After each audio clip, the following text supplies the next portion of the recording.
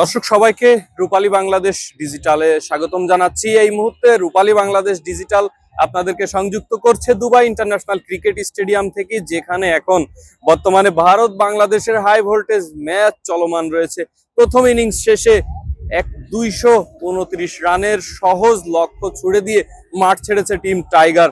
আসলে টিম টাইগারের আজকের ম্যাচের ছন্দপতনের আসলে মূল নায়ক বা ছন্দপতনের যারা আসলে পিছনে রয়েছে তাদের কথা যদি বলতেই হয়, তবে সেটি আমাদের টপ অর্ডার ব্যাটাররা। আসলে ওপেনিং থেকে শুরু করে আমাদের মিডল অর্ডার পর্যন্ত বেশ কিছু ছন্দপতন আমরা লক্ষ্য করেছি, যাদের জন্য আসলে বাংলাদেশ খুব ভালো সংগ্রহ দেখাতে পারেনি।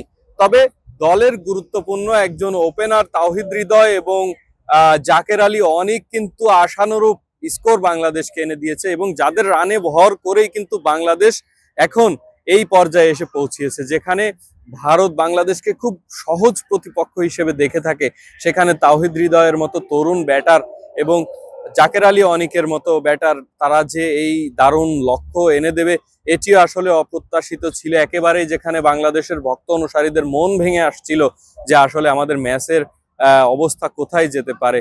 100 অতিক্রম করাটাই যেন বাংলাদেশের জন্য অনেকটা কষ্টসাধ্য দুরূহ হয়ে পড়ছিল। সেখানে কিন্তু ভক্ত অনুসারীরা বেশ দারুণ একটি ইনিংস লক্ষ্য করেছে তাওহিদ হৃদয়ের কাছ থেকে এবং জাকের আলী অনিকের কাছ থেকে।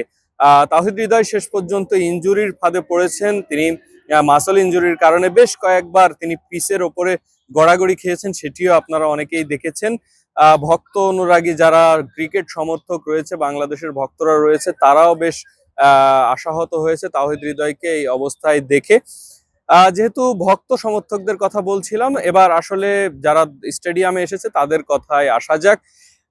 দুবাই এবং বাংলাদেশের মধ্যকার এই ম্যাচটি যখন দুবাই ইন্টারন্যাশনাল ক্রিকেট স্টেডিয়ামে ঘোষিত হয়, তখন দুবাই তথা সংযুক্ত আরব আমিরাতের দর্শকদের মধ্যে ক্রিকেটীয় উন্মাদনা এবং একটি উৎসবের আমেজ কিন্তু সৃষ্টি হয়। তবে শেষ পর্যন্ত যেদিন টিকিট বিক্রি শুরু হয়, সেদিন বেশ কয়েক ঘন্টার মধ্যে 2 থেকে 3 ঘন্টার মধ্যে almost total ticket sold out হয়ে যায়। আর কোনো স্লট ফাঁকা না থাকাতে কিন্তু অসংখ্য দর্শক টিকিট কিনতে পারেননি।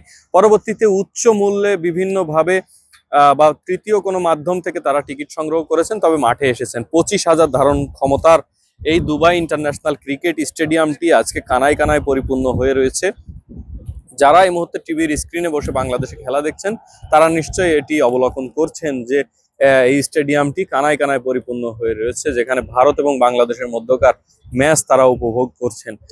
যেমনটি বলছিলাম, আজ সকাল আরব আমিরাত সময় সকাল 10টার পর থেকেই কিন্তু স্টেডিয়ামের গেট খুলে দেওয়া হয় এবং দুপুর 1টা অর্থাৎ আরব আমিরাত দুবাই সময় দুপুর 1টা থেকে খেলা শুরু হয়, এবং এই সময়ের মধ্যেই গ্যালারিগুলো কানায় কানায় পূর্ণ হয়ে যায় এবং বিভিন্ন বিশেষ করে ভারত এবং বাংলাদেশের সমর্থকরাই এখানে বেশি। তার মধ্যে আসলে ভারতের সমর্থকরাই বেশি, কেননা তারাই সব থেকে দ্রুত এবং সব থেকে বেশি টিকিট সংগ্রহ করতে পেরেছেন স্টেডিয়ামে। এই মুহূর্তে আমি বলবো স্টেডিয়ামের গ্যালারি যেমন ভারত দখল করে রেখেছে, তেমনি মাঠও অনেকটাই ভারতের দখলে বলতেই হবে। সেটা কেন, সেটা নিশ্চয়ই বুঝতে পারছেন।